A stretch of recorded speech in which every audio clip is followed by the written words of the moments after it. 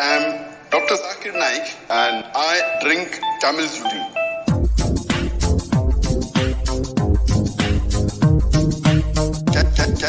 Can you please drink some camel urine? Since several centuries ago, Muslims love to drink camel's urine.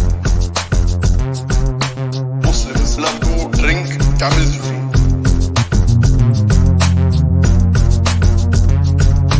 Muslims love to drink camel's urine. What's the explanation? Hadith in Sahih Bukhari, volume 7, number 5686. What's the explanation? Quran.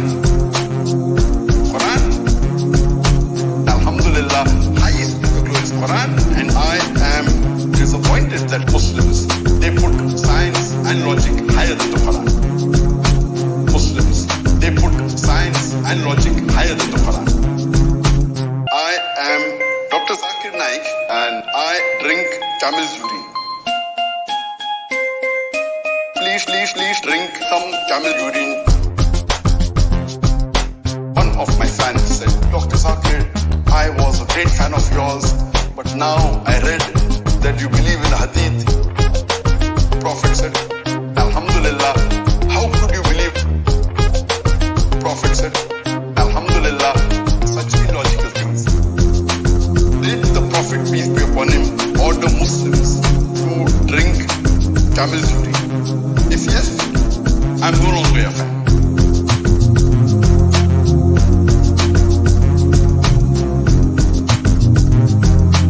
If yes, I'm no longer a fan. I've given the answer to what the beloved Prophet ﷺ said. Drink the urine of the camel. The Quran is cancer. The Quran is cancer. The first question is, for us Muslims, it's difficult to understand science and logic.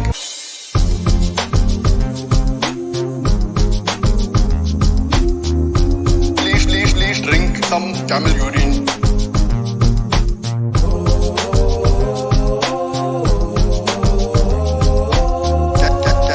Can you please drink some camel urine? Quran.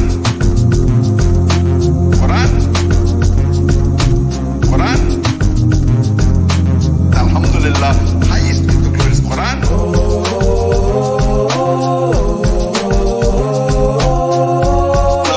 Love to drink camel's urine.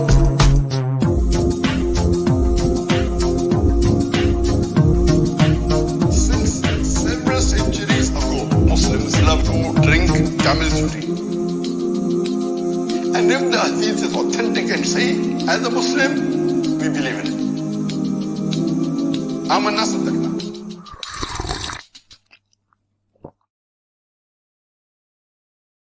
All right. Welcome. So today I'm gonna talk about Islam in detail with my friend here.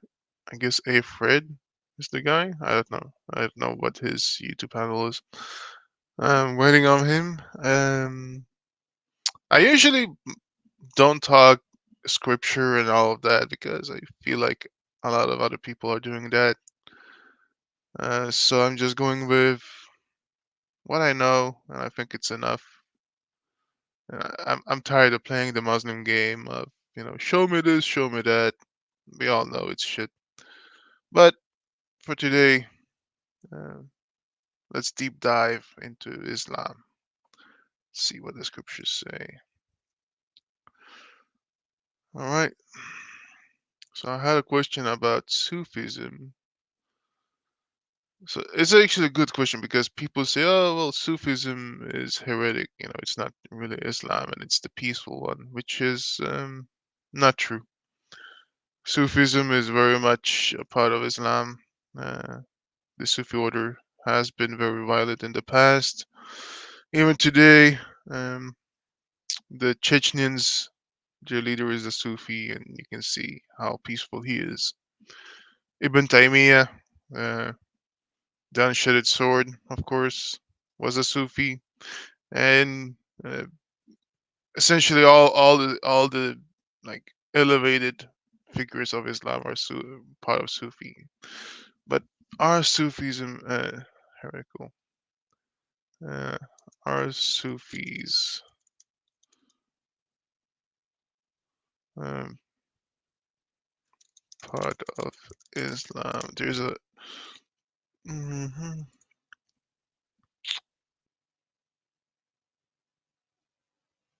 There is a lot of fatwas when it comes to Sufism, so I think we can go through them. Can start with that. All right. So here we go. This is islamweb.net. What is tasawwuf? Tasawwuf? Oh my god. Tasawwuf. Tasawwuf or Sufism. What is its definition? When did it start? What is its methodology? Are Sufis right or wrong? What is the evidence for this? And answer is all praise be to blah blah blah. We cannot answer your question about Sufism in a fatwa or an essay. However, we will shed some light what may be relevant here. The definition of Sufism. There is a great difference of opinion among Sufis concerning the definition of Sufism, to the extent that some of them have collected about 1,000 definitions. As-Subki reported that Ibn as-Salah mentioned that he read a book in which the author mentioned 1,000 opinions about the meaning of Sufism and the Sufis. Such great variations in defining this term is evidence, or the fact that it is not based upon firm foundations. Rather, it is defined according to the taste and personal experience of each individual in achieving his goals in worship. Sheikh Abd al-Rahman al-Wakil mentioned that individual inclination is the only way to obtain knowledge in Sufism. For example, Ash-Shibri defined Sufism saying Sufism is to keep your senses and watch your breath. Additionally, the question may refer to the following fatwa, religious rulings which address some of the Sufi tariqa. Alright, so let's go through those fatwas. But by reading these related fatwas, you will know the truth about the Sufi tariqa. However, it should also be known that Sufi tariqa differ in how close to or far they are from the Sunnah. They are also different terms of their aim in the past as well as the present. Therefore, they should not be judged as a whole because some of them are mubtadiya, depending mainly on religious innovations, others are heretics, while some of them are ascetics. Finally, we advise you to keep away from all the Sufis tariqas because they adapt many religious innovations and acts that are misguided. We advise you to fear Allah, blah blah blah blah blah. Um, okay, so let me see. The Prophet, he stated that he has left us the Quran and the Sunnah, and whoever adheres to them will never be lost. So let's see the first fatwa here. Is my friend here? All right. Oh, it's Israeli. Oh, I didn't expect you, but welcome. Amen. Oh, what's up? I'm good. I'm waiting for my friend, not you though. There you go, Yeah, Jay. I will be listening. I will be listening. Oh, no, no, you're more than welcome. You're more than welcome, man. Yeah, Uh, look at my avatar today. I can't really see it. It's so small. Yeah, it's Mm, hmm. it's yeah, wolves Wolves have have rights. rights. Oh, the sheep. Yeah, Yeah. yeah. And That reminds me. that's There's what I another feel one. happens in the Western countries right now. Yeah, there's another one. It says, "Why are you so wolfophobic?" Yeah, he's shouting at sheeps. Yeah, yeah.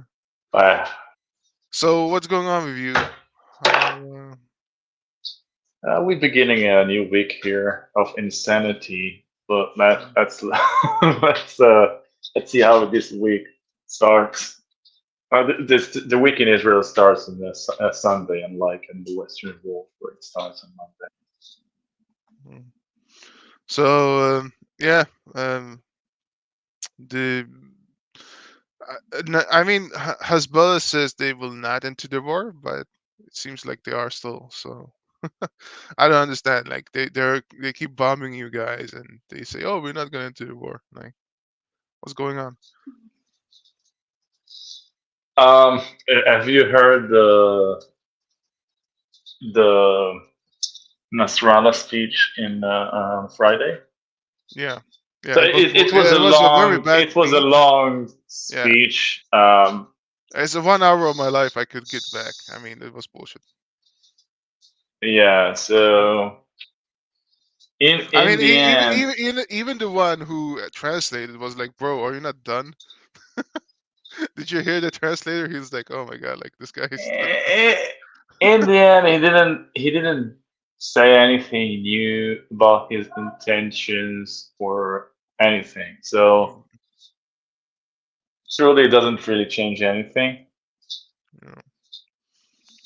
So I you're think I think what he tried to do is to kind of put the pressure on America and say, "Oh, America, Israel is just this is like his propaganda. Israel is very weak, but the whole thing is America right now. She's to blame for what happens in Gaza. So we're kind of waiting if America will um, um, enforce a ceasefire or something like that. Maybe we won't intervene, but we warn you, like in Afghanistan, if you come more into this war, so we are ready to um, escalate and uh, the usual stuff. So it's for me, it sounded like this whole propaganda is it's kind of a try. They try to kind of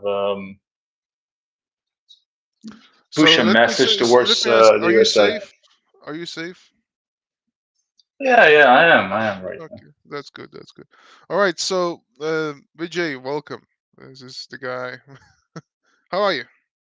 You here finally? Long Hey, time. what's up? Hello. Yeah. All right. So, what is this, man? I mean, question, answer. Oh my God, such a big question. Okay, Vijay, I told you. I told you. I told you. If you're gonna do this, you cannot have background noises, man. It's gonna be horrible. It's not gonna work being live and have. It's not a clubhouse, man. I can't do it with you having background noises. Okay, so what is this? This is IslamWeb.net. And this is one of the biggest like go-to for Muslims when they have questions, right, about religious things. Um, so this is I don't know if you can see it properly. I can let's see. There we go. This is about Sufism, since you asked. So, Assalamu alaikum. My name is Shiraz Yusufani from Pakistan. Sir, you have done high level of research on Islam, Quran, and Hadith. Please guide me. Why the why the cat why the caps? Why why does he scream? Alhamdulillah, I have been in Silsila for quite a while. Oh my, all right. Our peer is a businessman and he is very pious and honest, prays 5 times. He's not regular per Baba. No one knows about his pership except us, and we are only 7 people. One of us is a scholar. Now we're connected to our grand peers, and oh my, what is this bullshit? Um, I read books, Sahabam Karam and Tabayan, blah blah blah. Okay, so you ask, is the book about Sahaba Karam right or wrong? Please guide me. Um, okay. The Tariqa, the doctrine of Sufism about which the brother is inquiring, is an innovative way and a new system introduced to Islam. The evidence of its falsehood is that it traces back to a Sufi person named Shibaz Qalandar and not to the Prophet. Islam does not consist of the Sufi ways such as Al Qalandariyah or Tajaniya or the like, which are based on many innovations and myths. Islam has only one way, that is following the Quran and Sunnah, blah blah blah. Okay. Allah the Exalted did not mention the Quran. A good dream is from Allah and a bad dream is from Satan. That's interesting because we have, where Muhammad, we have hadith where Muhammad actually thought he had sex with Aisha and then, realized he didn't, right? It was not real. So that was a bad dream. So did he have dreams from Satan? They claim that the companions of the Prophet and their followers used to practice kashful kubur. If it's meant that they used to have conversations with dead persons, then it is a lie. Uh, hmm, yeah, their brother So became. talking to the dead. So Sufis believe in talking to the dead. That's hilarious. They I are mean, worshiping some kind of a dead worship. They go into graves. They call it um, ziara. Like they go into graves and they believe that the death is on the graves, things like that. hmm. Yeah, I mean the thing is this, right? A lot of Muslims, they worship the grave of Muhammad. So I mean, they even had to put up fences, around Muhammad's grave because people were going in and trying to get praise from his grave. So the thing is this, uh, like even if they say stay away from Sufism here, it seems like there's a lot of Muslims that really don't care. Wait, what does it say about the Quran here? This day I have perfected your religion. Okay, yeah. What is Sufism with details? Okay, so here we go. Sufism is like mysticism, Mm, like Islamic mysticism. They are terrorists as well. They are just like explaining it in a more mystified way instead of like the regular Salafis. well, here we go. This gives kind of a good understanding of it. Initially, the surname Sufism, was given to the people who engaged themselves in worshiping Allah and preferred to live an ascetic life. There is no harm in this act except calling it by this name, which is an innovated term in Islam. Later on, Sufism became a mixture of various innovations and exaggerations. Many forbidden ideologies of philosophers found their ways into it, such as pantheism, immanentism, and atheism, which assert that one becomes free from following Islam after reaching a prescribed stage. There is no doubt that contemporary Sufism contains many deviations, such as exaggerating the status of sheikhs and the pious and worshipping tombs and graves by making sacrifices therein and supplications and circumambulation. The Sufis worship the inner inhabitants of these by asking for their help and support, and this is major shirk. And Allah never forgives this kind of shirk. Well, I mean, again, like I'm sorry, but the fact that you worship the Prophet is shirk in itself. But whatever. Moreover, they adhere to many invented supplications and celebrate the birthday of the Prophet and others. Pantheism and immanentism still exist in many groups of Sufis. So I guess it's like they don't like Sufis as long as like you're not going to shirk, it's okay. Um, let me see. Let me go back. I think the question is, are Sufis allowed to do Hajj? Uh, are Sufis allowed to do Hajj? Allowed to do Hajj? Uh,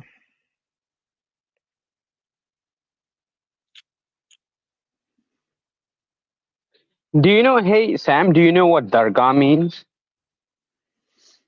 Dargam? No. Like it's called a Sufi shrine. All right. Yeah, I have no idea. You can So explain. so like there's so many Sufi shrines in India.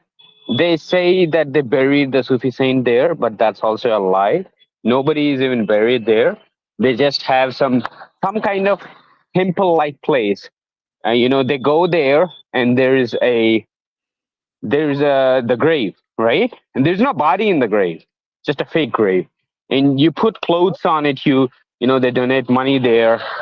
It's such a bullshit thing. I mean, It's so shirky. But Muslims would do it, and all the non-Muslim idiots would also go there. Mm.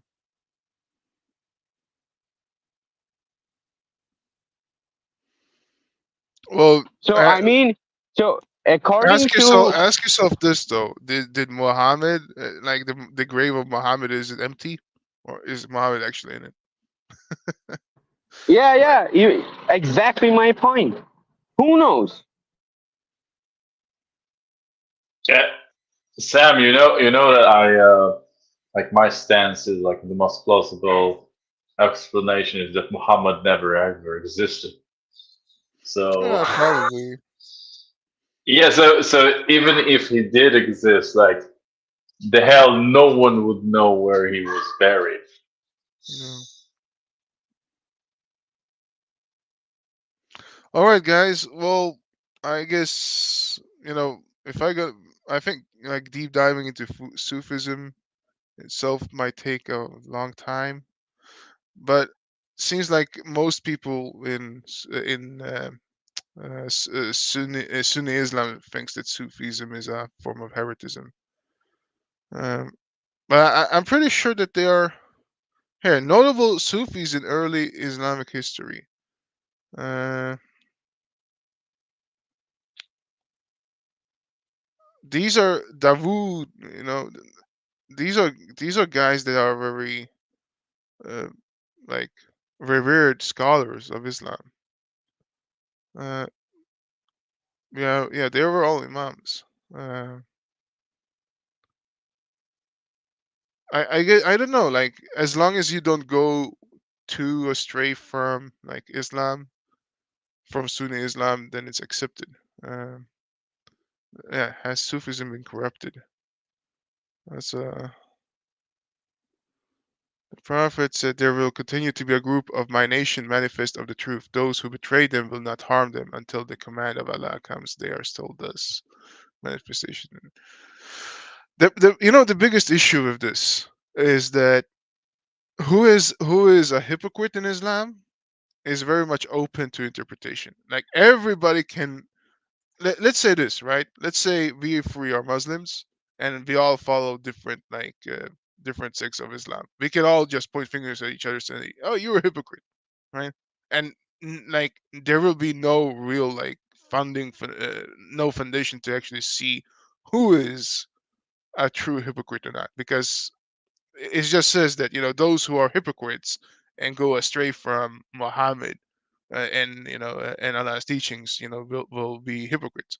But then again, like you can see that there's so many contradictions. Like one, like the scholars say like, oh no, we do this, no, we do that, right? I mean, at the end of the day, of course, all believe in terrorism and pedophilia, but that's another issue. Yeah. Uh, which one is up here? Okay.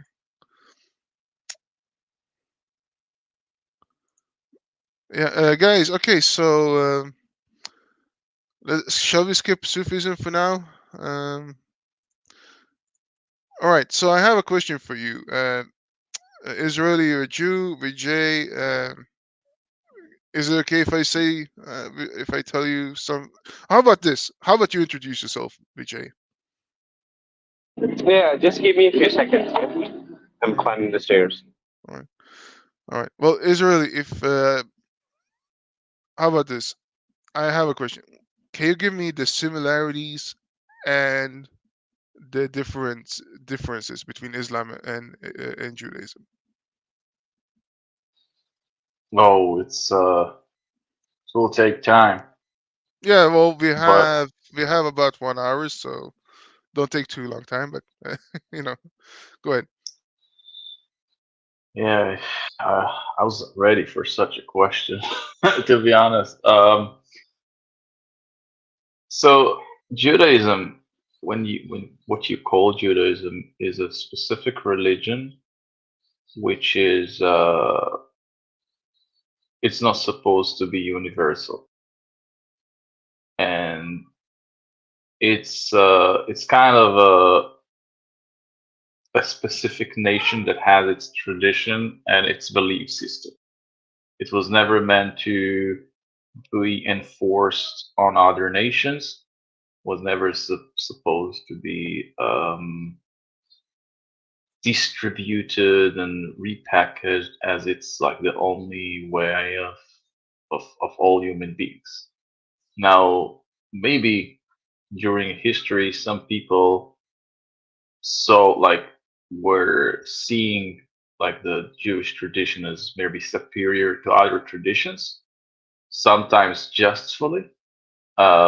I would say, like if you have some very barbaric nations around you, so you might think about like seeing your tradition as a superior tradition. But overall, the Judaism is more focused on itself than on what other people are doing. Islam, on the other hand, has started as a universal message, and it's kind of trying to mimic Christianity in a way. It's like Christianity already did it before it. So, and I'm not speaking about the Christianity of the first or second centuries. I'm speaking about the Roman Empire Christianity, which is a Christianity that is packaged to be a religion of the state, which everybody should be subjugated to it. And Islam, it took this idea. So the focus in Islam is more of like a political state system, which should and all the other stuff like the belief systems and the rituals are not the main issue. So this is one difference that I would immediately think this is the most important one. This is the most important. But I would say like people would say this, right? There are a lot of similarities when it comes to practices, like how to perform daily prayer and stuff like that. People would say that. Yeah, I would answer it. So the similarities, I would say like two major reasons why you see those similarities. First of all, first and foremost, Islam is has culture. How would I say? Appropriated the Jewish religion and also the Christian religion. So it's plagiarized the Bible. It's plagiarized the Jewish culture and the Christian culture and created a new thing on top of it. So basically, Islam mimicked and took some things from Judaism. So of course it will be similar because they tried to pick it up. So they saw, oh, the Jews are praying, we will also pray. The Jews are having some holidays, we also have some holidays and stuff like this. So it doesn't mean that it's the same. It maybe look the same, but within Judaism, those rituals has. I can go into the specific rituals, but like within Judaism, rituals has a specific meaning, and when they are taken out of the context of Judaism and implemented within Islam, maybe on the outer level they seem similar, but they have a different purpose. And I will give you like one example. So prayer within Judaism, the meaning of prayer is to create a connection between a person and God, and to help the person to go through some kind of a spiritual path, right? Within Islam, the most important, like the prayer, the meaning of the prayer in Islam is to subjugate yourself to God, which means to subjugate yourself to the political goal of Islam, which is like your prayer is like something that trains you to be some kind of an Islamic soldier. It's a different thing. They took it out of the context, which it was originally within Judaism and put it into the framework of this political um, framework of Islam. It looks similar on the now. If you also go into the prayers itself, the prayer within Judaism is very verbose. It's interesting. In Islam, you are not really praying. It's more like a mantra that you keep on regurgitating the same stuff. You keep saying the same few verses. It's very monotonic. It's not the same thing. On the outer level, you see two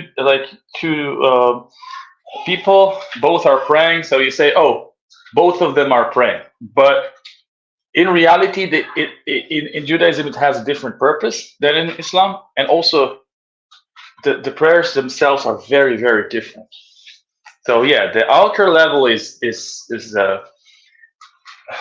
a similarity. Now, the second reason I would say that Judaism and Islam has similarities is because Islam, during its development, they were a lot of Jews were living during those times, and a lot of Jewish philosophers were interacting with Muslim philosophers during the initial phases of Islam. And some of the ideas that you see in Judaism today are not directly coming from what we will say revelation. Rather, they just come from the rationality of Middle Age philosophy, which was kind of similar. So you also see that a lot of things that Muslims are doing, if you actually dig into the Hadith or what they do, they bring in some kind of a philosophical rationality that is very similar to what people during the Middle Ages thought. And so this is why you see those similarities, because it's not the words of God, of Allah, that created those ideas. It's just the outcome of the philosophy of its time. That's it. So these are the two main reasons why you see those similarities. Okay. Interesting. Do you think that Islam influenced thinking of Judaism of the time? Yes, I do think that some of the philosophers of Islam did influence Judaism in the early phases of Islam. So, like we are talking about the 10th century, 11th century, 12th century. But you must realize that during the 13th century, there was a radicalization process within Islam. So there was some kind of more moderated philosophical movement within Islam itself that was participating with the Jews. But after the 13th century, and I think it was also due to the caliphate wars with the Crusaders. So Islam really got more and more radicalized. There was a lot of different wars in the Levant, or in the Spain, what we call Spain today. It was called Andalus. So these has made Muslims like more radicalized, and since then a lot of things that used to be in Islam are not anymore. Like most of the Muslims today are already radicalized. But during the early phases of Islam, there was a collaboration. And again, it's not just because Allah said so, it's because like Muslim philosophers, they copied and translated a lot of Greek books into Arabic, and the Jewish philosophers also spoke Arabic, so there was a collaboration. So it's not they didn't influence them because they were Muslims. They influenced them because they were philosophers. You understand what I'm saying? Yeah, yeah, and you know that's actually a good point because when we talk about Sufism, right? I mean, this was the time where Sufism was established. All these great imams and stuff like that, they were going astray from the Sunnah, right? Before their radicalization. So yeah, it makes sense. It makes sense that you know what? There is one thing here. Let me. Oh man, did I just Imam Shafi? Man, I just had it up. Ah, well, I just had. Yeah, here we go. Let me just share this, right? Uh, uh, wait, not that one. Sorry, not that one. Uh, this one. Uh, Imam Malik said, "He who practices tasawwuf without learning sacred law corrupts his faith, while he who learns sacred law without practicing tasawwuf corrupts himself." Tasawwuf is Sufism. Only he who combined the two proves true. And then here we go. Imam Shafi, be both a faqih and a Sufi. Do not be only one of them, right? So yeah, a lot of philosophers, back in the day, they had, as you said, like heretic. They had a heretical thinking, right? Like all these guys that they would say are, the pillar of Islamic innovations, were in fact seen as heretics today. Yeah, today they would be framed as heretics, but back then they were mainstream. Uh, again, those philosophers, first and foremost, were influenced by Greek philosophy, both the Jewish ones and the Muslim ones. A lot of them was influenced by Aristotle and Neoplatonian teachings. Yeah, I mean, You can it even goes into the Quran, when they talk about the embryo. That's actually Aristotle. Yeah, but when I speak about philosophy, I'm not speaking about mythal, like all kind of No, no, things I that mean, were when it comes to how, repackaged as the words of God. I'm speaking about actually going and reading Plato's Republic and like all the yeah. teachings and actually Well, if you not. put it this way, if the Arab leaders of the day invented the Quran and Muhammad, then of course, if they read uh, books Yeah, from Allah would say that diversity is the way oh, of God. hold This is on, what. no, no, no, no, hold on.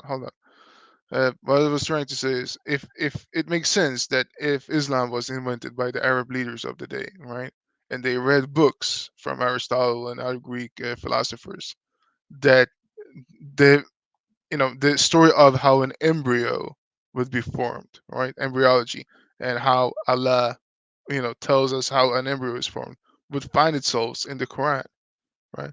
Because it actually is taken from like the Quran verses of how the embryo is formed. Um, which one was it again? The embryo, the star, was it? The clot. Um, you know what? I'll look it up. But yeah, that was my point. Yeah. Yeah, so I think one of the most important, I would say, vicious figures in the history of Islam that like made the shift is a guy who named Ibn Taymiyyah. So he was like the guy that was really on the like kind of like the proto-Salafist theologian. Like, he started to radicalize Islam and basically attacked everything that is mystical, everything that is logical, like the kind of zombies today that don't follow any rationale, and they are just obeying things without thinking. It was not all the Muslims in the early days of Islam they thought like that. A lot of them thought we need to kind of combine rationality with Islam. However, they did it because it's kind of convoluted, but they tried. But when Ibn Taymiyyah came into the stage, it kind of pushed into the mainstream of Islam the idea that logic is bad because it can like you can be wrong with your logic, and then you will be uh, like if it could divert you from the way of God, as which by his idea is like to just follow the written text as it is without thinking. And this is kind of the skeleton of what we see Islam today is. Yeah. So I just found this. Okay, so it's 23:14. Al-Muminum. Al-Muminum. Al-Muminum. I don't know. The believers. Anyway, corpus. Then we created the semen wrap into a clinging substance. Then we created the clinging substance into an embryonic lump. Then we created the embryonic lump into bones. Then we clothe the bones with flesh. Then we produce it as a creation, another. So blessed is Allah, blah blah blah. Yeah, bullshit. Uh, this is taken from Aristotle, right? And it's of course wrong, right? Clinging substance, then into an I embryonic. want to know where Aristotle stole it from. Who knows? I don't know. I don't know. Maybe he just philosophers in ancient Greece they usually they usually just thought about stuff. But I guessing you're gonna say it's an Indian connection. It doesn't No, really I matter don't to think so. the. I don't think Don't really so. matter. Hmm. No, go I ahead, mean, Vijay. if it was something related to yoga or meditation that Quran stole, then I could say. But we don't find embryological stage descriptions in any of our texts. Mainly, it focuses on like larger stuff. You know, what happens to our consciousness, what is consciousness, other broader aspects. uh, I mean, it never dictates how the physical world was created, or it never tells us anything about the empirical things. It just discounts the whole empirical things. It says there's no point of actually knowing about the body because everybody's gonna die. Vijay, It's Vijay, not gonna Vijay, stay. Vijay. I Yeah. told you many times. Can you go somewhere where it's quiet, please? That would be much appreciated. Uh, yeah.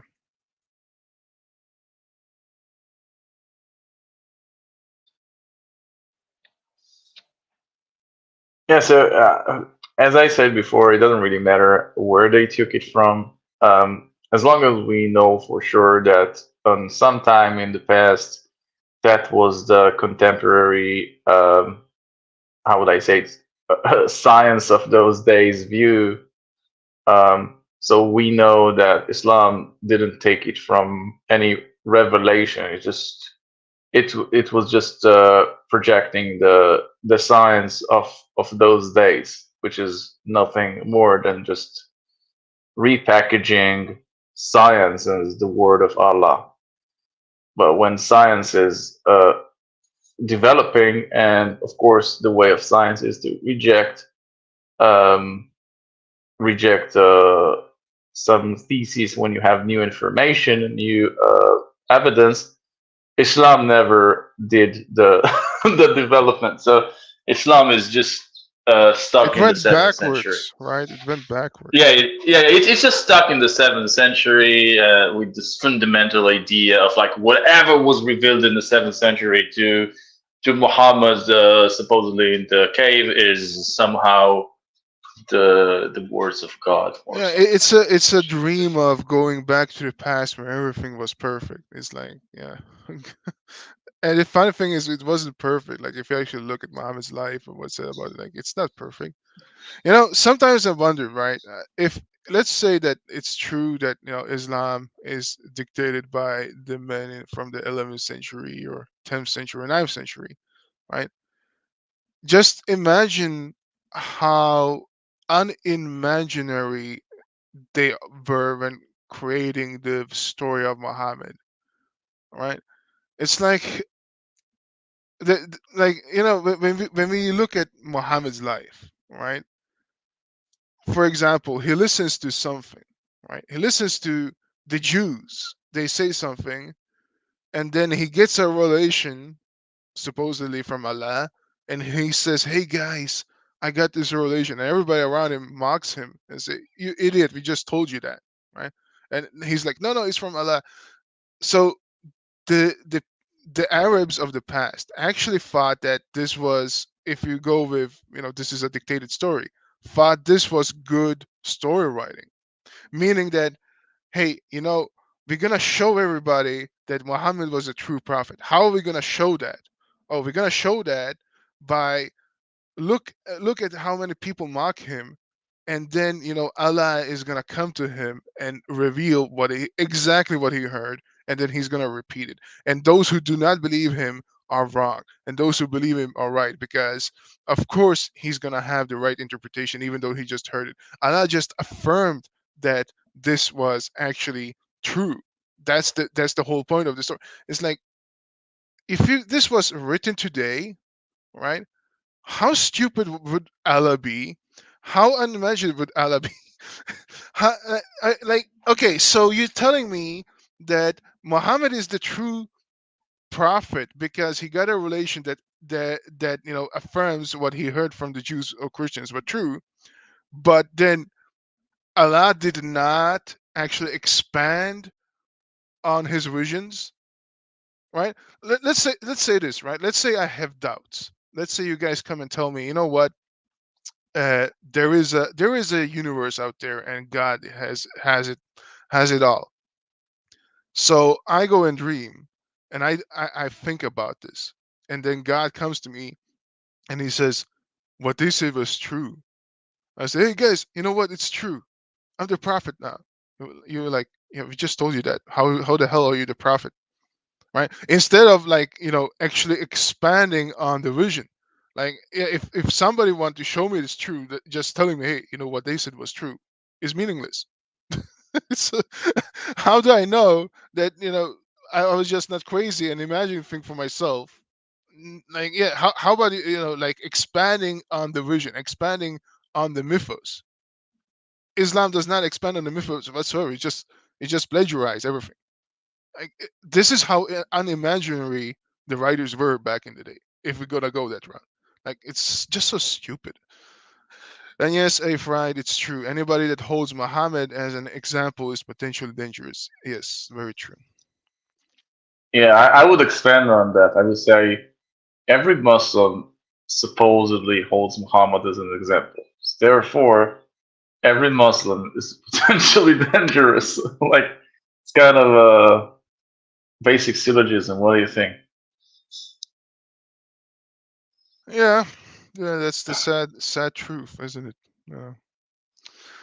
Vijay, are you with us?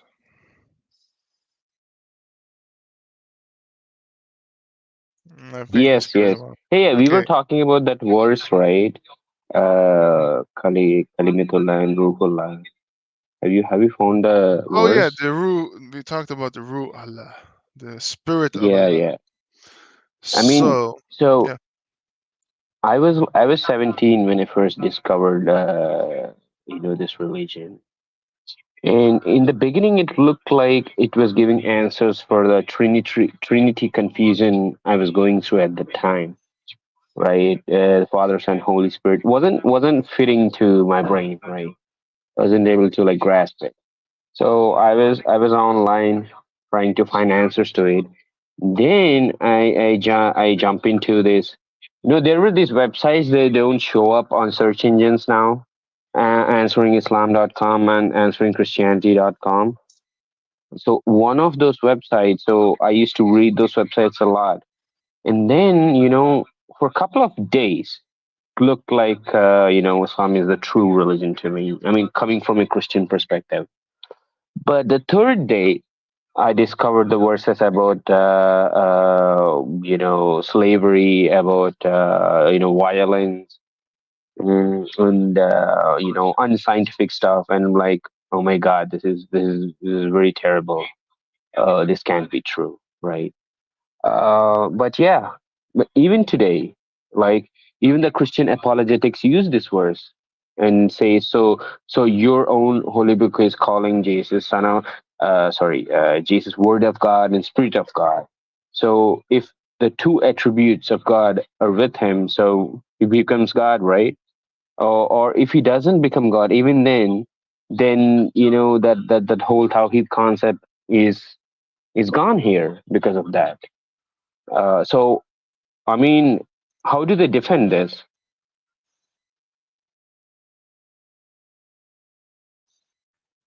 I actually don't know how they defend it. I mean, yeah, they defend it by speaking stupid things, but um, I wanted to go through, but yeah, go ahead, Israeli, if you want to say something.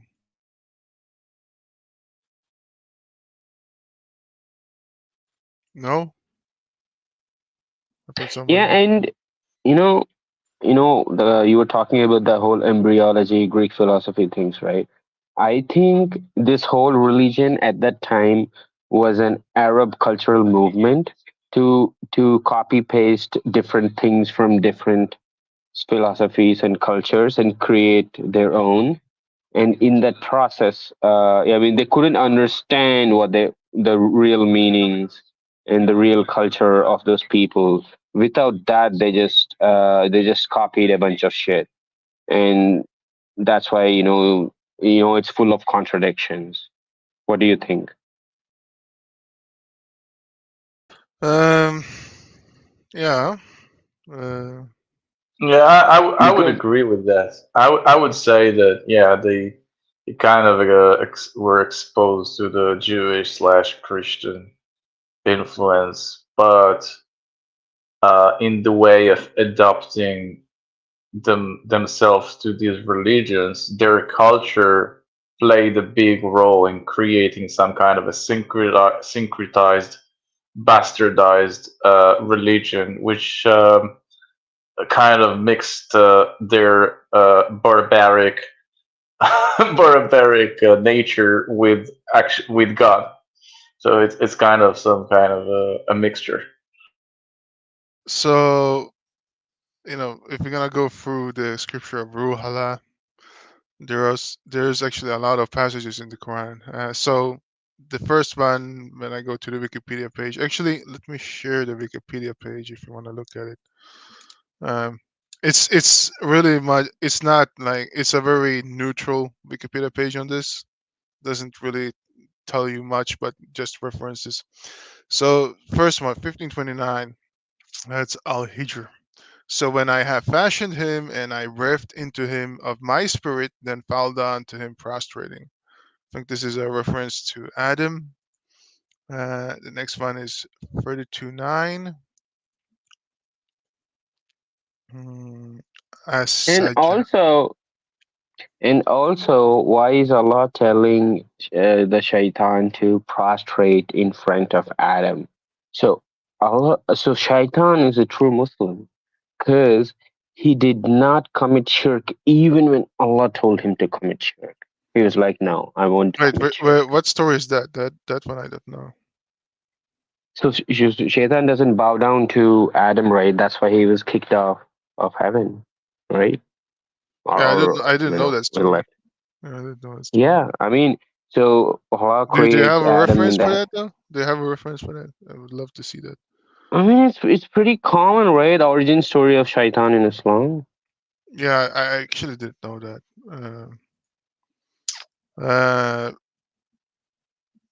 so you say Shaitan does not bow down to Adam? Yeah, he refuses to bow down to Adam. and and the Islamic argument is that he didn't because of his pride, that he was made from fire and Adam was made from clay. But I mean, think about this. Why should we accept their narrative, right? I mean, it's not Quran is not explaining, no Hadith is not explaining why he did it, right? If you just look at it simply, so Shaitan refused to do shirk even when Allah told him to do shirk. So he's the best Muslim. So even the best Muslim doesn't becomes the enemy of Allah. Right. So I I have mean, only created jinns just and stupid. men that they may serve me. Quran 51:56. Allah created angels who do not sin for exclusive purpose of hymning and worshiping Allah, and angels do not sin. Angels' prestations to Adam was to honor him and train him to know how to prostrate to Allah as they do. So when he starts to pray, he would know to how to prostrate to Allah. Um, okay. Uh, but this about Adam, is this a hadith? Yeah, Uh, most probably it's in the Hadith, right? yeah. Do you know that one? Because I would love to find that one. Hmm. No, no, it's actually in Al Baqarah 246, 244. I actually search for it right now. Yeah, yeah, it's here. Yeah, it's And we said Surah. to angels, prostrate to Adam, so they prostrated, except Iblis. He refused and was arrogant and became of the disbelievers. All right, so it's in the Quran. All right. I didn't know this.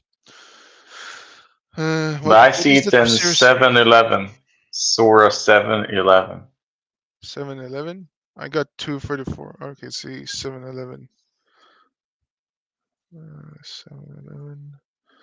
And certainly we created you, then fashioned you. Then we said to an angels, prostrate to Adam, so they prostrated, except Iblis. Not he was of those who prostrated.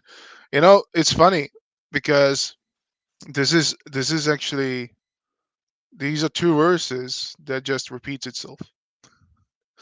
Why does Yeah, and why, why does why Allah is is telling the angels to do shirk? yeah, yeah. That doesn't mean what So what. Allah, so Allah is just Allah. So I want to know: is Allah just stupid, or Yes, yes, yes, he's yes. just a psychopath, right? So he would test you on a parameter. Then no matter what you do, he can turn around and say, "Nah, you failed." So you can't trust Allah according to this. You can't trust him on principles. You can't trust him on what he says. Even calls himself greatest of deceivers. Or even if you keep that aside, basically he's sending shaitan to Jahannam forever. Why? Because he did not do shirk, and all that angels who did shirk are in Jannah. But I have to So ask. I have to ask one thing. Why does the Quran have two passages that says the same thing in two different? I mean, why it repeats itself? Like this is a common theme of the Quran. It just repeats itself over and over. But yeah, yeah, exactly. This go backs to this points out that when Quran was if Muhammad was real and all this was real, like historically he didn't exist and he was claiming to be a prophet. The mm, only way Quran could have these many repetitions is that during the apostate wars, as the Hadith says, most of the people who memorized the Quran died, and the people left after the apostate wars. So there were people who memorized one verse. So there were 100 people memorized the same verse. So they repeated it again and again, and the person writing it down, or Omar, who was collecting and compiling, I mean, he also didn't do a good job. let's see what Ibn Kathir says about this. Is a known scholar. So prostration of the angels to Adam and Shaitan is arrogance. Allah informs the children of Adam about the honor of their father and the enmity of Shaitan.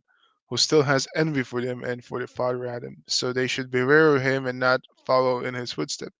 Allah said, and surely we created you and then gave you shape. Then we told the angels, prostrate yourself to Adam, and they prostrated.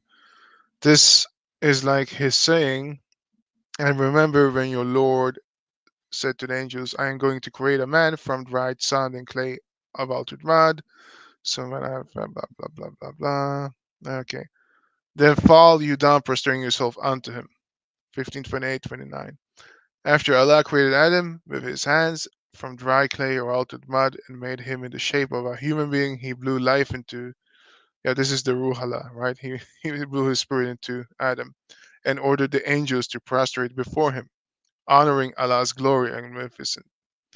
So this is where the story, uh, uh, comes into Jesus that, Christians always go with, right? So since, the Ruh Allah is, a thing of Allah. So since Allah blew into Mary's vagina, they say it's not Allah, it's Jibril, but yeah, we know it's bullshit, right? It's the Ruh Allah that blew into Mary's vagina too, right? Actually, you know You what? know, Let's put it out there. I want to see that Mary's vagina. He blew spirit into he blew spirit into Mary's vagina. Uh, Mary's private parts. Private parts. Surah Tahrim. Surah At-Tahrim. Which one is that again? Uh, Tahrim 12, was it? Yeah. So we breathe into her. So here we have Ruhina, Wazadaka, become, yeah, Rabiha. So this is also talking about the spirit, right? And what does Ibn Kafir, let me share this. What I tried to say here is that it doesn't really make sense that if, if Allah breathed his spirit and it's divine to Adam, then when he breathed his spirit into Mary, right? That means that whatever she produced should be part of Allah, right? And that's what Christians go with. They say this is the spirit of Allah, right? So, so according to the Quran, Jesus is divine. This is just so. I and then I they say mean, no, no, no, it's Jibril. It's not. But yeah, no, no, it's talking about the Ruh Allah, right? That's and the not thing. only that, Sam, and not only Yeah, that, see, yeah, it gets more worse. Now, mm, first of all, Adam is also Ruh Allah, mm. right? Yeah, yeah, yeah. So, That's the and thing, right? Mary, Right. Yeah, yes, yeah. yes. So that means that he already has divinity. Here's Now, the thing. Ibn Kafir, hold on. Here Ibn Kafir mm, says, and we breathe into private part through Aruh, meaning through the angel Jibril. Allah sent the angel Jibril to Miriam, and he came to her in the shape of a man in every respect. Allah commanded him to blow into a gap of her garment, and that breath went into her womb through her private part. This is how Issa was conceived. Right? So okay, it really doesn't make sense. So Jibril now has Allah's power. Does that mean that Jibril now is, also divine? Because, the angels, I guess Jibril was one of them, was bowing down to the Ruh Allah, which is Adam. So here, I think Ibn Kafir just tries to uh, do some damage control because, if you actually look at it in context, it doesn't make sense. No. so I mean, see how bad this is. So Adam, so Adam is Ruh Allah, and Mary is in the Adam's lineage, right? Obviously. So so she's also, I mean, all human beings should be Ruh Allah. And then on the top of that, you get a second dose of Ruh for Jesus. So it's double Ruh Allah. You're getting me here, right? So all human beings are Ruh Allah, and Jesus is like double Ruh Allah. How messed up this is. I mean, this is destroying Tawheed at core, right? And it doesn't end here, right? I mean, if you look at Sufism, it's even more worse, where anyone can get connected to the Ruh. So basically, this is pantheistic. Every living thing here that breathes has Ruh, Allah's Ruh in it. What does that make? Even animals who breathe, even plants are breathing, right? So everybody is breathing. Every living thing is breathing. So that means the Ruh of Allah is in every living thing. It's so bad. That's why a lot of these Salafi Wahhabi Muslims call all these people kafirs. Especially, a few days ago, I saw a video on Memory TV where the Arab Sheikh was calling Indian Muslims fake Muslims, even calling them, kalb, right? You know what kalb is, right? Yeah, dogs. Mm. Yeah, dogs. And the other day, a Shia Muslim called on a Sunni Muslim cooking show on Memory TV. I Oh didn't know yeah, they yeah. do No, cooking that's an shows. old So, one. That's an old one. I've seen that one. Yeah, it's funny. I Yeah, mean, the um, sorry, uh, what is it called again? Those in Iran. Um, Shia, yeah, Shiite. yeah. Sorry, I just blanked out. Yeah, the Shias were trolling this guy, calling him talking about Aisha on a cooking show. Yeah, it was funny actually. Yeah, Anyway, not Shiite. I think they should be called Shiites, like Shiites. well, how about shits? I mean, they are shits. Yeah, like Shiites. Like Shits. it's like shit. Yeah. hey, can we play that video? It's hilarious. Not now, man. I want to go through this. Yeah, We can do it, yeah. when we close. As I said, I don't have much time right now, so like in 20 minutes or so, we'll be off anyway, so we can do it in the. But let's see So here. a lot of the contradictions, and Hmm. I would say they are just the production of the people who took all these scriptures and gathered them into the Quran. They didn't really make a good job of trying to fit them uh, into like a coherent into a coherent view. So they took some things from Jewish midrash, and they took some legends from Christians, and they took some inventions of them. They put them all together, and then they are not making any sense. And then all these Muslim scholars like Al-Tabari, all the which supposed to read all that stuff as everything came from the horse's mouth. Um, yeah, they try to make some damage control, like to kind of re-explain everything in order to kind of to reconcile everything to work together. But it's never meant to work together. It's just different stuff that never meant to work together.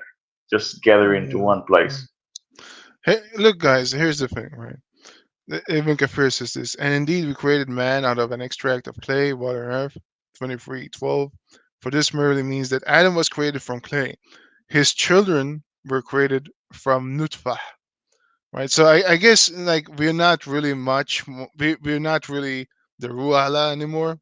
We are created from the male and female sexual discharge, right? Like Adam's children were created from nutfah. How? Wait. So what is this? Like did Adam have a wife? because the wife is very much unclear in the Quran, right? It's not Eve, and he was a giant in Islam, right? So like, did he just like jizz all over the earth? Like did he just like both Adam and his wife just jizzed all over the earth, and then we just like brought up from the dirt? Like, I don't really get this. This makes this last ayah is just talking about the origins of mankind, not that they were all created from clay, right? You know, this is the reason why Islam rejects logic. That's why they have taqlid. Because if you start going applying logic, it's going to fall off. The house of cards is going to fall immediately. It took me 72 hours. So I mean, in few hours, I mean, if somebody can open the Quran, start reading it, and I don't know, they just need to read one chapter or two chapters, and they're done. They're like, "What is this, bro? Is this the final message?" I mean, half of it is like repeating itself. I mean, I used to get annoyed with that Bismillah repeating again and again. I mean, they even made it a verse. You know, in the beginning, it wasn't a verse. Now they made it a verse. So every chapter begins with Bismillah, and then they made it a verse. If you remove that, I mean, I don't know, like you lose like 10% of the Quran, I guess. That one phrase.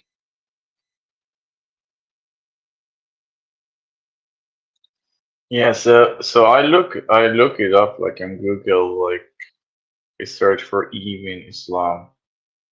So here it's written that she's not mentioned by name in the Quran, but in Islamic tradition, and I would say here we go into the fairy tales land. She's known as Hawa, which is of course from Hebrew. Um, from these two individuals generate generations of human beings have inhabited the earth, O humankind. So everything that is not written in the Quran can still be um, fixed with Islamic tradition, whatever it means. Like everything that Muslims believe, even if it comes from hadith or fairy tales. Um, yeah, so they say, oh, we do believe that Adam has a wife named named Hawa, which is Eve. Okay, but why don't the Quran say anything about that? Yeah, the Quran is mysterious. Like, well, it's the mystery of Allah. We don't know anything. So if you can reject every question like this and just rely on Islamic tradition, there is nothing that will move you too much. Like, no question can really challenge you because you just rely on this stupid tradition. What I don't understand is how, they say from the get-go right here, right, that Iblis, which is Satan, right, was not an angel. Yet he was a creation of Allah because everything is created from Allah, and he was an enemy of Allah. So Allah created his own enemy, and then he forced him to prostrate before Adam, but he refused. Uh, right? I don't like, seriously. And then he became a disbeliever because of that. I mean, You know, that's why. didn't the Ruh Allah create Iblis as well?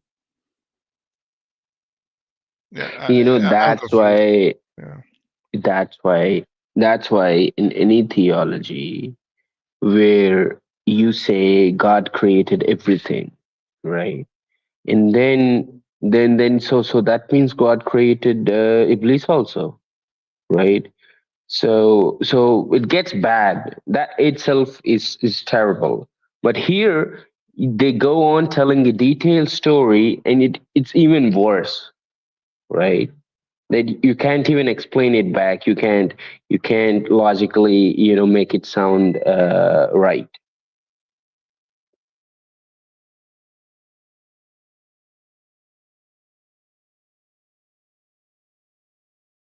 And also, like, I mean, uh, all the any story that has this origin story of evil, that there was this one dude who was evil and he started all evil.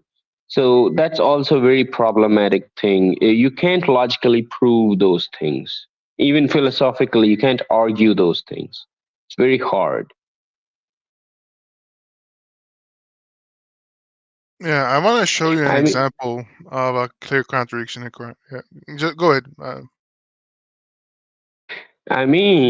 it would make sense if, in the grand scheme of things, that means at the end of the day, finally, after a few million years or whatever it is, that shaitan also goes to Jannah back. Everything is back in its place after all this has happened. And also, like all non-Muslims, after burning in Jannah, they're like, oh, we're wrong. They realize and they say the kalma and they're going to Jannah. And if this is what Islam was, then it could have made sense. But they don't accept this. They say no, they will stay in hell. You don't have the same with Christianity. Like, you have to accept before you die.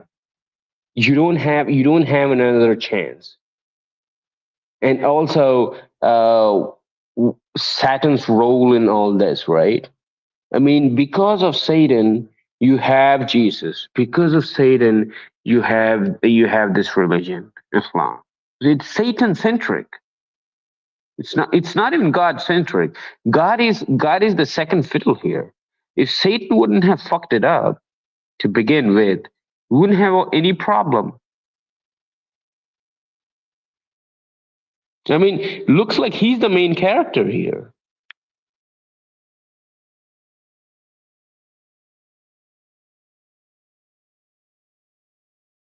Sorry, who's the main character? Shaitan is the main character because Shaitan is the one who starts the whole story. If he just prostrated that day, we would all be living in heaven. Maybe. Yeah, so I would just say something. So if you actually go to the original story, which is in Genesis, you wouldn't see Satan there. You would see like the serpent, which is like the um, snake or something like that. Which might be interpreted as a metaphorical idea. Like the idea of Satan is coming specifically from the book of Job. And this book, if you actually read it, it's a highly philosophical book about good and evil. So I would say that also ancient religions like Zoroastrianism and like they had like a developed philosophical ideas about good and evil. But like what Christianity did, and I think Islam did it like to the highest levels, is to kind of personify Satan as it is an actual figure. Like it's kind of a person himself that is like participating in the creation after the creation and doing stuff like they removed all the philosophical aspects of the myths of or the stories that preceded like the original religions, and they kind of created this very very um, how would I say it, flashy figure of Satan. And I would say also some Christians have that, but I know a lot of people that do understand that like the concept of Satan is mystical. But like in Islam, I don't think they think that Satan is just a mystical idea. They have a very fleshy idea, very carnal Yeah, Satan. I agree with you, Israel. Like in Islam, Shaitan is living in your ear, in your nose. That's why you do wudu. It's hilarious. Like, when the first time I learned Hebrew, I started learning Hebrew when I was 18, right? So ha Shaitan. So I tried to learn what it means. So basically, when you say when Shaitan, Shaitan means the adversary. So basically, anything that's opposing the usual thing, right? So, like, let's say you drink water, right? And you eat food, right? So now, if I try to turn water, if I start eating ice and then blending my food and making juice and drinking it, I will get sick. I mean, I can't keep doing this for a long term. So that is shaitan. So doing something opposite to the usual thing, that in turn gives you a bad effect. So that's how we understood it. And when I see Christians, they're imagining some entity like a demon who's controlling this world right now. And that's pretty problematic, because when you think like that, then then anything bad happens, you can fix it. You will say, yeah, shaitan is ruling this world, so I mean we can't do anything about it. So I mean, that's what it is. So, like, even growing up, I keep asking my mother this question: if there are like 2 billion Christians in this world, that's like 1 in 4 people is a Christian, right? And why is that the world is such a shitty place? I mean, especially where there are a lot of Christians, it's still a shitty place. There's still crime happening. So my mom says, so because Satan is tempting them. I said, even when Jesus is in your heart, Satan is still tempting you. Then what's the point of Jesus then? She's like, nah, nah, you're gonna go to heaven. So in Christianity and Islam, the philosophy, the logic, nothing matters. You are going to heaven. That's it. You can do You all know sins, what? You know all. what? Here's the thing. I mean, I would you, agree. I would agree with him. I but would hold on, say a lot hold of on. the problems that are No, in Islam no, have started God back. damn it, no. I wanted to say something. Come on, guys. It's my show. I wanted to say something. This comes to the philosophy of it comes to the philosophy of like for good to survive, evil have to exist, right? To know good, then you need evil to exist in the world to show what good is. But honestly, in today's world, uh, I honestly think that we don't need those things anymore, because we can clearly see what Islam is, and we understand that Islam is evil. So all this thing about Jesus in your heart and all that, it goes out the window. We can, like, if you want to see what evil looks like, just look at Islam, right? Like, we can, like, that's the only thing that's good with Islam. You can actually, you find what evil looks like, right? If you want to know what evil is, and you want to distance yourself from it, then look at Islam. Sorry, go ahead, Israeli. Yeah, I kind of agree that Islam is the kind of the how would I say the representative of Satan on earth. So everything you see Muslims are doing, it's kind of like telling you what is the wrong path, like, and you need to go the other way around. Like everyone that tries to protect Muslims, it kind of shows the evil within their heart, even if you doesn't see it. Even if you don't see it right away, there is something evil within their heart that makes them love Muslims.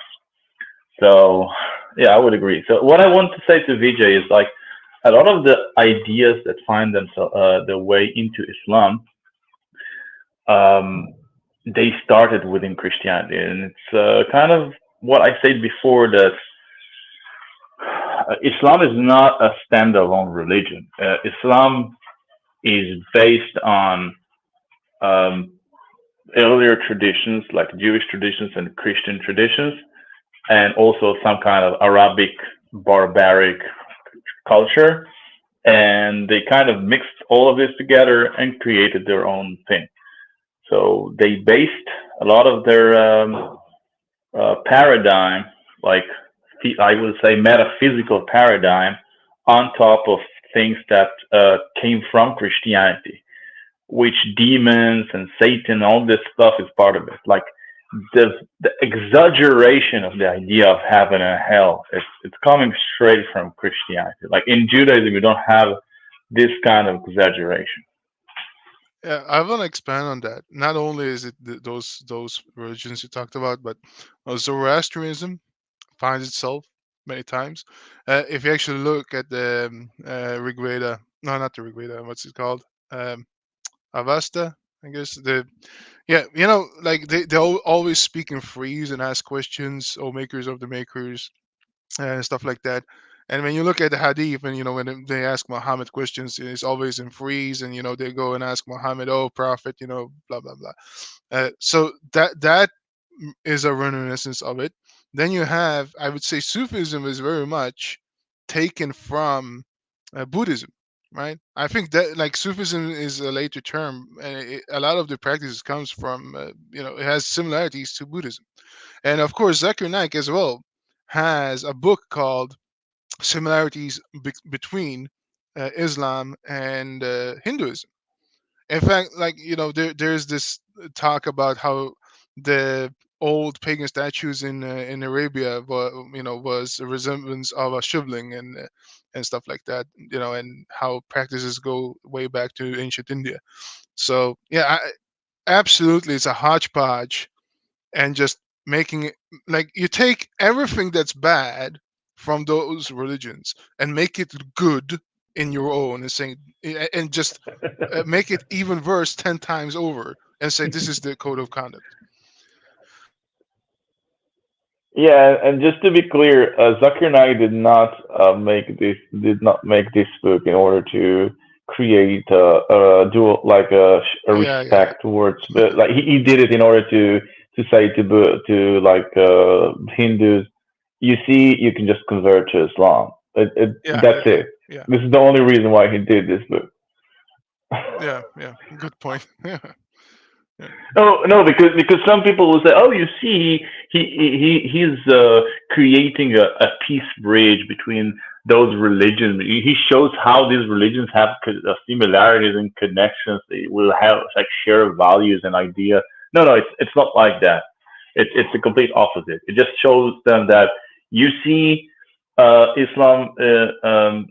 If you convert to Islam, you can still follow some of your thoughts today, and that's it.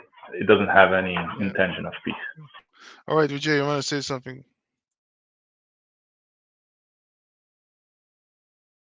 Yeah, so Zakir Naik did the amount of damage Zakir Naik did to Islam. I think even ex-Muslims couldn't do it.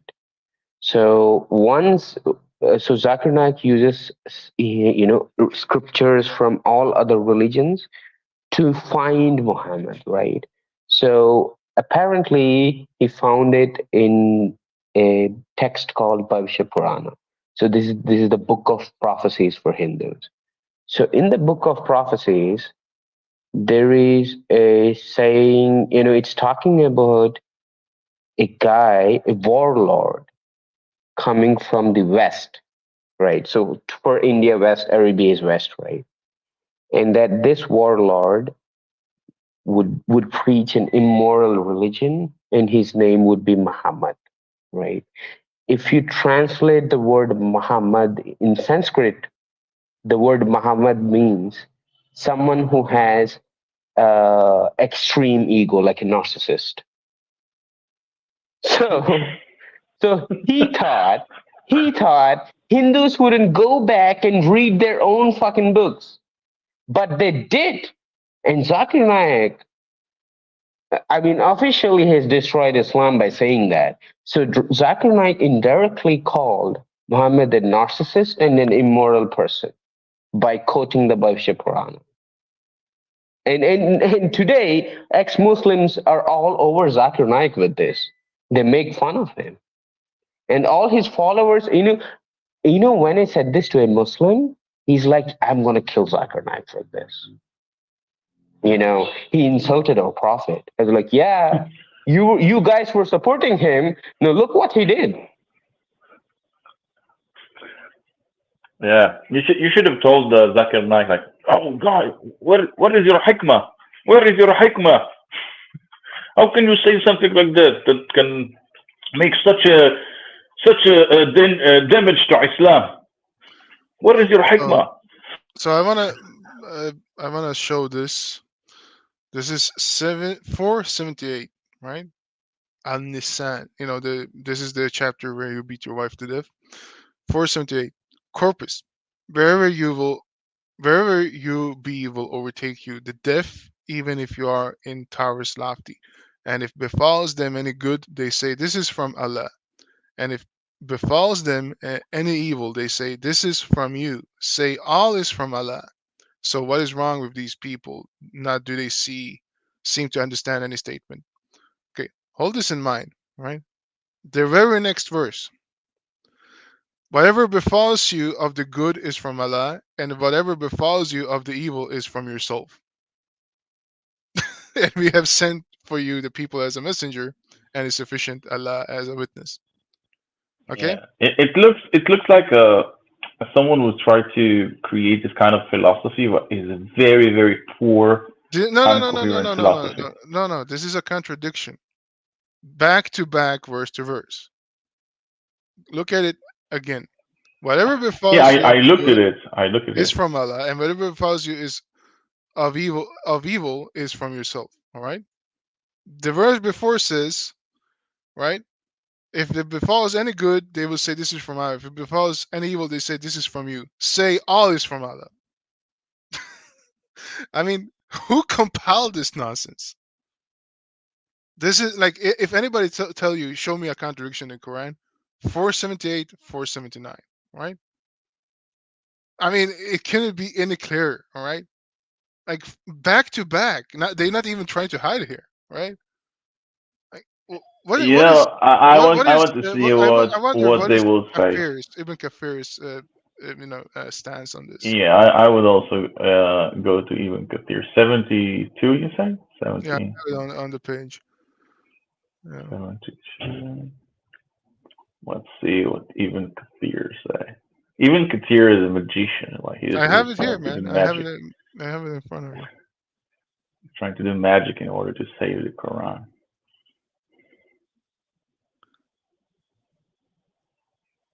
Wait, what verse is it? 478 and And 479. it Okay. even gets worse. It even gets worse when you read the whole Bhagavad Quran. I mean, the whole chapter in the context. You know who's talking to whom? A demon is talking to a king, and the demon is saying that it will enforce this new religion on the Arabs, the evil religion. It's even calling it an evil religion. So I mean, it gets bad and bad and bad. Yeah, Ibn Kafir does not address the fact that this is a contradiction. It seems like he just glanced over it.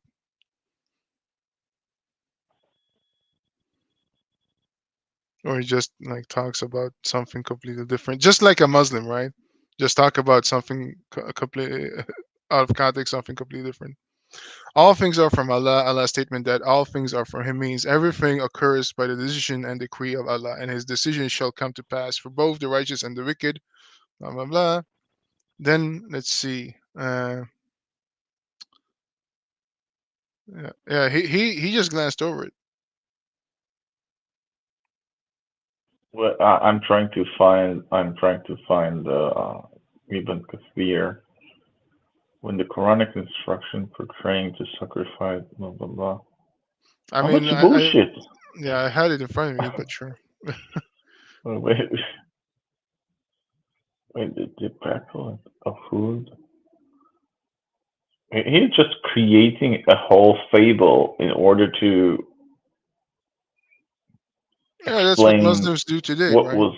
Muslims do the Yes, same thing. so you see two verses, you don't understand what Allah is saying. So what Muslims will do, they will just create a complete story, and they will just put the verse in the mouth of Muhammad in a specific situation, should it make any sense, right? Oh, within this context, it makes sense to say this, and afterwards something else happened. Then he says the next verse, and You can do whatever you want like this, right? Think about it. Okay, you can just create whatever context you like.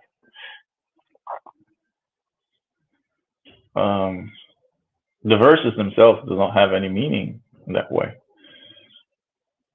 All right. So Vijay, you wanted us to watch this, so here we go.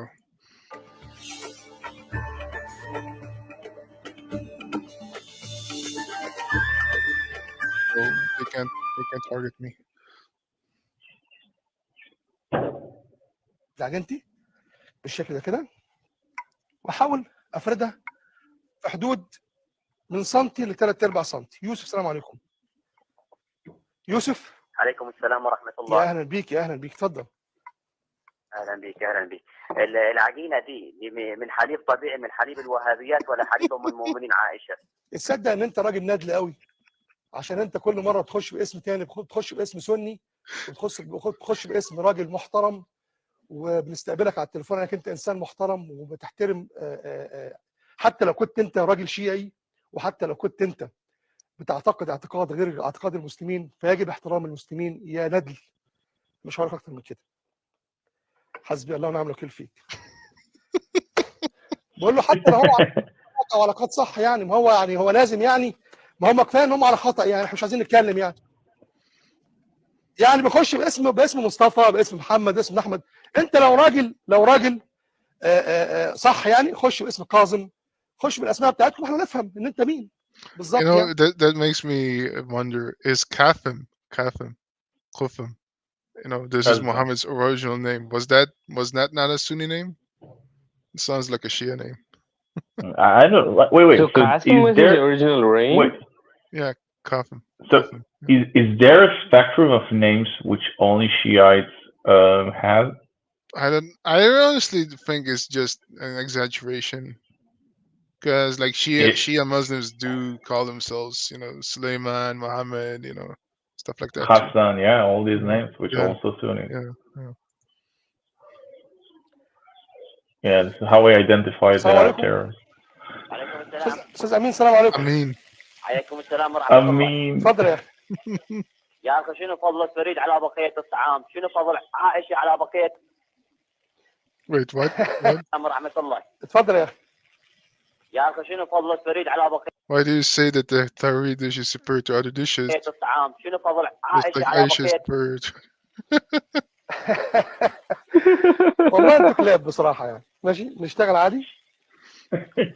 نحط معلقه بصل. خلي بالكم انا برنامج طهي. ف يعني انت لو عايز تخش بحجه وكلام من ده وتتكلم، كلم برنامج شيوخ يعني، عشان الشيخ يقدر يرد عليك كويس، ويقدر يعني باذن الله يعني يظبطك يعني. فخلينا في الطهي بتاعي وخلينا في برنامج الطهي، ولكن عايز اقول لك حاجه واحده بس، والكل الشيعة تتصل يعني، لو حد اتصل وما اتصلش بلاش كفايه اللي في قلبنا من ناحيتكم، فما بلاش تكتروه يعني، خلونا كده ساكتين عليكم، لان لو في حكم اسلامي صح يعني انتوا مش هيكون لكم وجود ان شاء الله. واتقوا الله كده وخليكم كويسين. Here's the thing. If very peacefully, just say they would genocide them, like the regular guy. Yeah, but the thing is, if it was a true Islamic regime, like his cooking show would go off air instantly, because this is all bid'ah.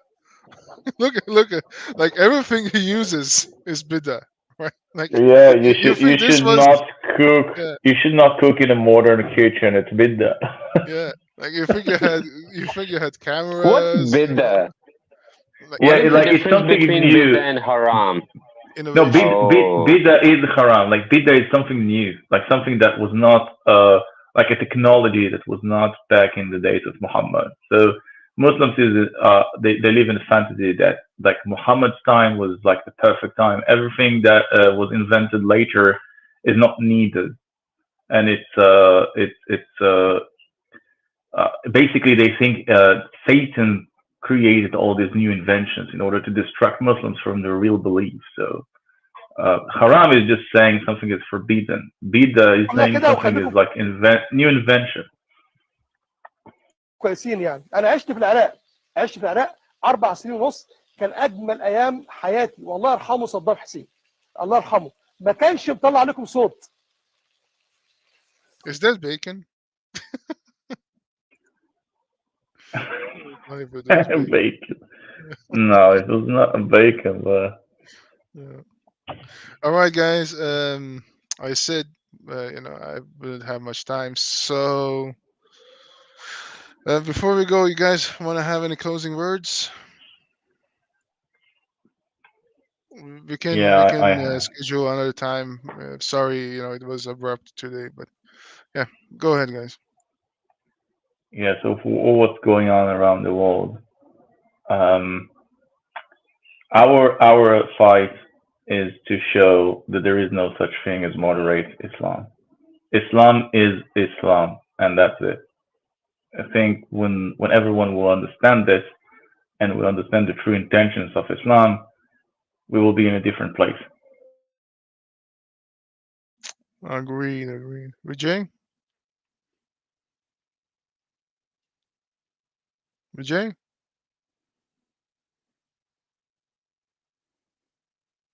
hello. I think we lost him. Yes. Hmm. All right. Uh, let's see if we come back. But yeah, I wanted to close anyway. Hey, we have one listener. I think he's our friend. A Fried. Uh, I'm not gonna tell you your name. That I know you by, but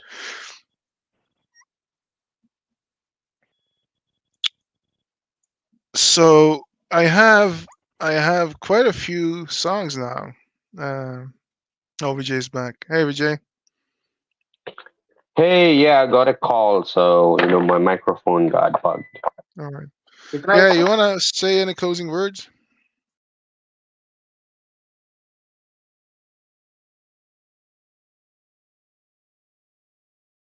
You wanna say any closing words, Vijay? Hmm. All right. Well, I have quite a few. Yeah, go ahead, Vijay. Hey, hey. Yeah, you were asking me something. Yes, I asked you if you wanna have any closing words about to run in the show. Yeah, I mean, see, as of today, after 13 years, finally, I mean, I see Islam as an attempt. It was an attempt to gather all kinds of, philosophies and knowledge systems and try to milk them out, right? I mean, even during the caliphates, what the caliphates were doing, they were traveling to different countries, getting their books, translating them into Arabic. So, I mean, I think Islam evolved through 400 years, right? And finally, it couldn't evolve any further. I mean, because the mullahs put a ban on printing press, right? They saw these people are using logic, they're questioning everything, and they feared that they would edit the Quran itself because of all this. That they would the interpretations would go so far that it would lose the original character. The religion would lose the militaristic character it had. So that's why they stomped it, and since then, I mean, almost 800 years, 700 years, no one dared to do that ever again. I mean, it originally started out as something else, and then today it's something else. And this itself should be enough for Muslims to stop believing in it. Because this means that Islam isn't preserved, Quran isn't preserved, that I even doubt that it started as a religion. I think it started as a political movement, right? And then became a religion because of the dumb Arabs. They couldn't do it.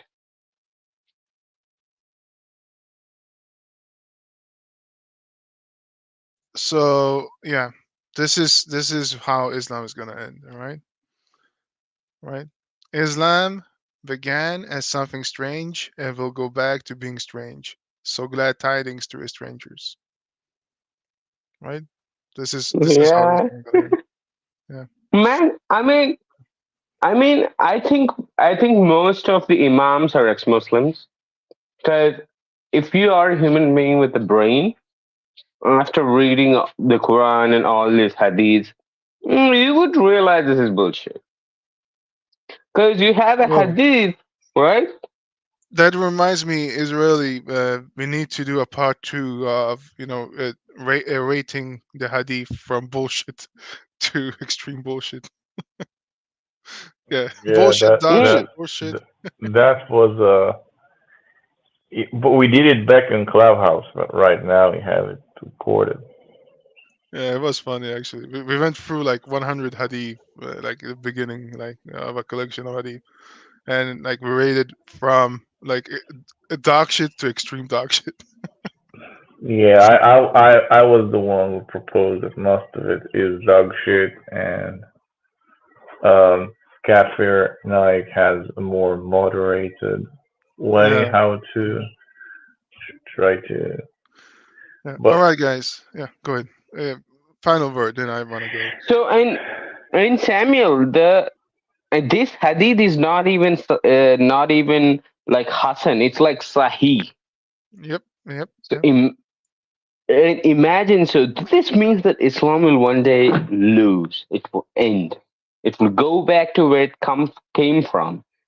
You know what that means?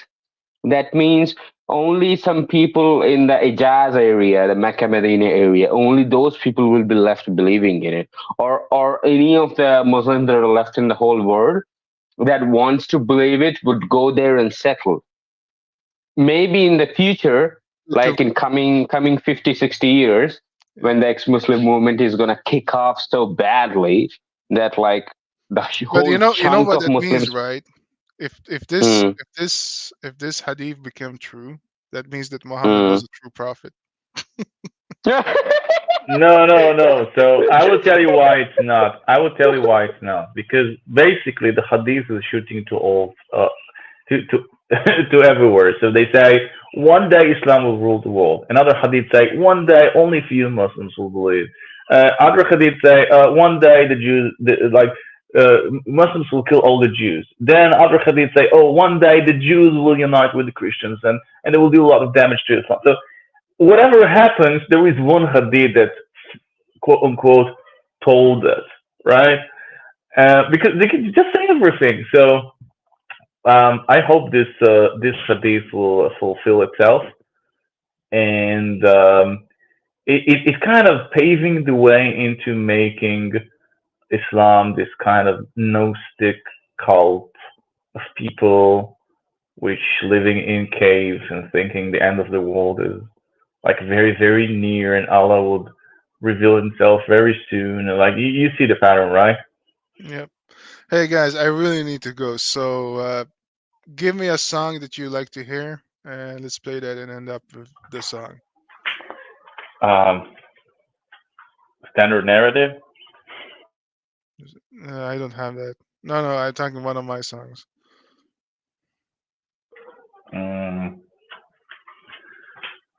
Hey, there was this. Do you know this guy Shuki on Clubhouse? He sang a song. Muhammad is a pedophile. Yeah, Were I'm you gonna singing upload that. it? No, I'm not gonna sing it right now, but I think I'm gonna I don't know if I can upload it though, because I mean, I think I'm gonna get a strike from YouTube if I do that. Yeah, I Um, know, but upload it anyway. You know, no, someone would I don't watch wanna. it, and No, then Vijay, I don't wanna get a strike, man. No. okay. Anyway, yes. So I'm gonna just choose a song. This one is one of our favorites. Blackstone boys, you burn in fire, my warm desire, believe, Taqiyya, I want Sharia between our two worlds apart. Allah sealed up your heart. My ruqya is I want Sharia. Wallahi, ain't nothing but some jizya. Wallahi, ain't nothing but some dawah. Wallahi, it's all about Bismillah. I want Sharia. You want hellfire. It's Shaitan's desire. Yes, you know it's too late when we have the caliphate. Wallahi, ain't nothing but some jizya. Wallahi, ain't nothing but some dawah. Wallahi, it's all about Bismillah. I want Sharia. Now I can see the world falling apart from the way that it used to be. Yeah. No matter the future, I want you to know that Allah had cursed thee. Yeah. You will burn in fire. It's Allah's desire. Allahu Akbar. Don't be a namaste, ain't nothing but some jizya. Wallahi, ain't nothing but some dawah. Wallahi, it's all about Bismillah. I want Sharia. Wallahi, ain't nothing but some jizya. Wallahi, ain't nothing but some dawah. Wallahi, it's all about Bismillah. I want Sharia. Wallahi, ain't nothing but some jizya. Wallahi, ain't nothing but some dawah. Wallahi, it's all about Bismillah. I want Sharia because I want Sharia.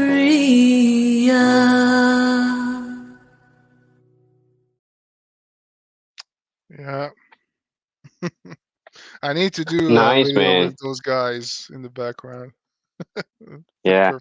So is this a serious song some Muslim wrote, or it's a parody one song? It's a parody one.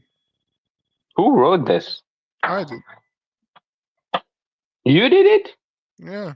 And my friend Oh, Abdulaziz Khaypis mm. sang it. Yeah. You I mean, know, I know. okay, here's the thing. I mean, it sounds like a promotion for Sharia, but think about it. You really think that a girl would be able to sing this, right, in front of Muslims, you know, and actually say the Hey, truth about Islam? Yeah. Sam, I know a guy. He's a Muslim. He's a singer. He composes music. He's dumb enough to sing this. I'm serious. I would like He's to gonna hear him come. say, "You burn in fire, it's Allah's desire." No, see, this Oh song, my god. this song is not saying anything bad about Islam. It's just saying what Islam says, exactly Yeah. to the point. Yeah. And this Man, guy I'm I want to talking make a about. sequel. I want to make a sequel to this song. Oh yeah, Well, yeah, we you can do always. that too. By the way, one second, Jay. Israeli, how about you give me the song that you made about with Rocco and I uploaded? And by the way, let's collaborate, together one day and let's do a sequel. I'm all down for that. But guys, Yeah, I will collaborate after the war is ended because it's taking too much of absolutely, absolutely, my time. But yeah, it's definitely a thing. yeah, absolutely, man. Hey guys, I really need to go. So take care, both of you. Israeli, stay safe. Um, till next time, as you know, they say, stay away from Islam and all that, but also, you know, death to Hamas and fuck Gaza. Yeah. Yeah. Death to Gaza. Goodbye.